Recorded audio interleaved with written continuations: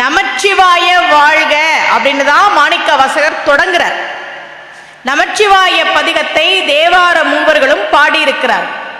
இந்த சிவபெருமானுக்கு என்ன சிறப்பு தெரியுமா? மாணிக்க வாசகர் பாடுகிறார். ரொம்ப அழகா சிவபெருமானை பத்தி சொல்லும் போது எனக்கு அந்த வார்த்தை ரொம்ப பிடிக்கும். சேர்ந்தறியா கையான் அப்படிங்கிறார். சிவபெருமானை பத்தி மாணிக்க வாசகர் எவ்வளவோ பாடியிருக்கிறார். அவருக்கு என்ன சிறப்புன்னா, அவர் பாட பாட திருவாசகத்தை சிவபெருமான் படியெடுத்தார். படியெடுக்கும் போது மாணிக்க வாசகர் உட்கார்ந்து இருந்தாராம், சிவபெருமான் நின்றுகிட்டு இருந்தாராம். உட்கார்ந்து சொன்னார் மாணிக்க வாசகர், நின்றுகிட்டு எழுதினார் சிவபெருமான்.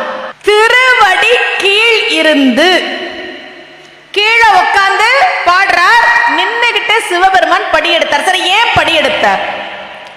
எதுக்காக திருவாசகத்தை படியெடுத்தார்? அத மனோன்மணியம் சுந்தரம் பிள்ளை சொல்றார். தமிழ் தாய் வாழ்த்து எழுதினாரே அவரு, மனோன்மணியம் சுந்தரம் பிள்ளை. அவர் சொல்றார், ஏன் இந்த சிவபெருமான் மாணிக்க வாசகர் பாடின திருவாசகத்தை படியெடுத்தார் தெரியுமா? ஊழிக்காலம்னு ஒண்ணு வரும். இந்த உலகத்துல எல்லாத்தையும் அழிச்சிட்டு தனியா ஏகாந்தமா சிவபெருமான் உட்கார்ந்து இருப்பார். எதுவுமே இருக்காது, எதுவுமே இருக்காது.